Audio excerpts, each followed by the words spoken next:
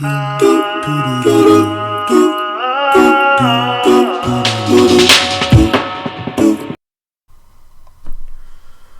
right, good morning.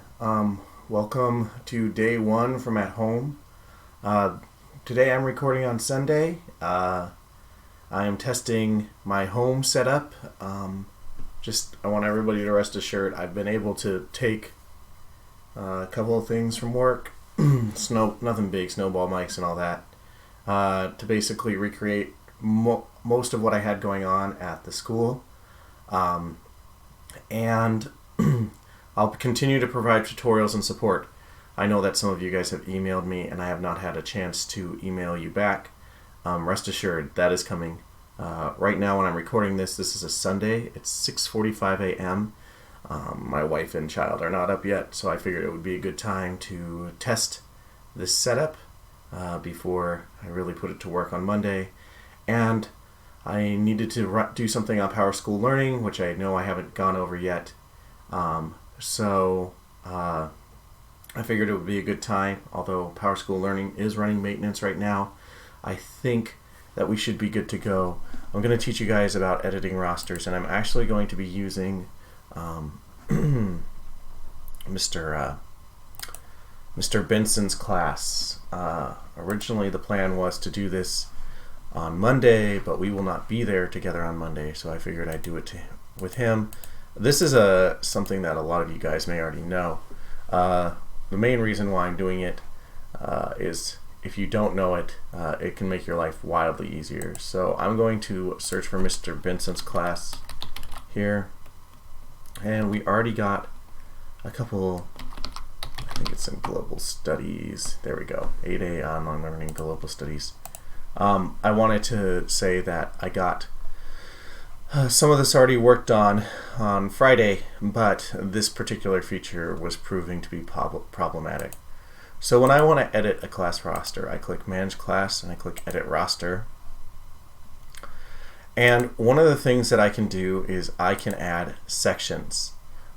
So for Mr. Benson's class, when we added sections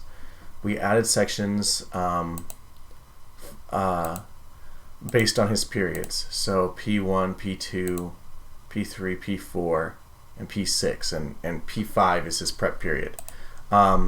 We added these sections by clicking on Manage Sections, and then you can simply add a section here. Okay? Now, as you can see, Period 3 and Period 1 are populated with students, and I'm about to show you guys exactly how we did that. Period 2 is not yet. It was so slow on Friday that we just decided to wait until Monday, and then now, of course, Sunday. So what I'm doing is I'm adding sections from the pre-created classes for Mr. Benson that the district made for him. Those classes will, when they update, will update automatically on Mr. Benson's PowerSchool Learning page as well, which of course is super handy. So what I'm going to do is each time the district makes a website for you, they make it based according to that class period. So what I'm going to do is I'm going to go through, access that class period that Mr. Benson already has, and then bring all the students from that class period into this website. So when Mr. Benson works on this website in the future, he only has to update one site versus updating 5 different sites. And once again, I know this is something that a lot of you guys know, but I also don't know how many of you guys may not know this or may not have used this feature before, and I want to make this process, it's going to be overwhelming as it is already, and I want to make the process of managing multiple classes as simple as possible.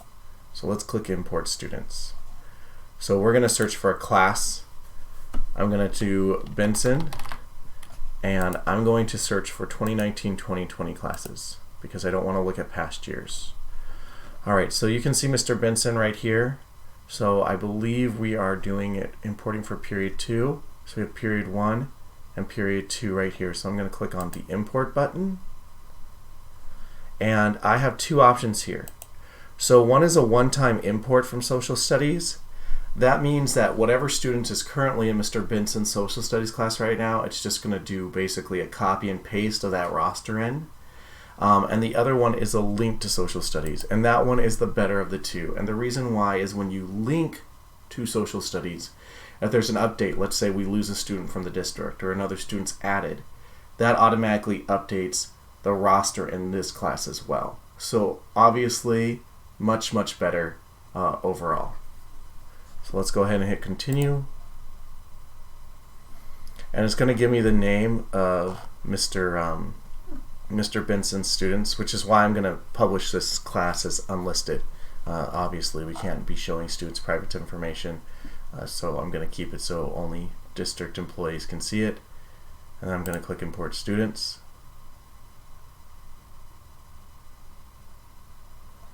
And now this shows me what it is and what students are in his class period.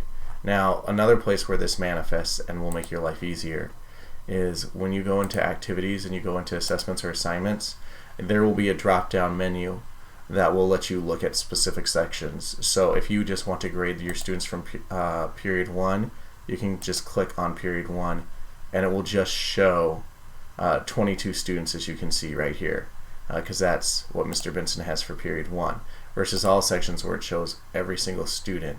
Now it just shows 70 just because I have more, have less updated, but imagine getting 150 students and trying to scroll through all their through all their work. But going through period by period lets you keep track of it, and then of course that's going to allow you to update PowerSchool Learning easier as you are correcting based on PowerSchool easier based on what you're correcting from PowerSchool Learning.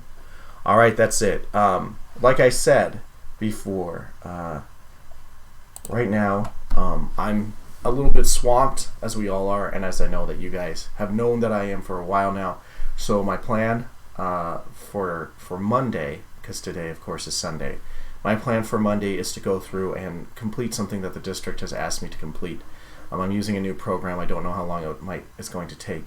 So some of your guys' questions have been put on hold until I can get that done then, and I might not be terribly responsive to emails as I get that figured out. But the following day I will start working on that, and then my other plan for tomorrow, depending on how quickly I can get what the district's asked of me finished, my other plan for tomorrow is to start working on a student resource, a student help guide. That resource will list all the topics that I can think of off the top of my head that students need to know. And I plan on sending a list out to you guys, basically seeing if there's anything that I've missed, anything that you want your students to have access to or know. And right now I'm kind of focusing on the basics a little bit, just because I don't know how long it's going to take for me to put together a guide for students, explaining everything that they need. I'm trying to make it as user-friendly as possible. But I know that I want a certain number of things ready by Monday, and so, but I also am one person, so if I forget something, I'm going to be relying on you. All right, see you guys soon. Continue to email my questions. Just keep in mind what I mentioned right now, a little backed up. Okay, thanks. Bye.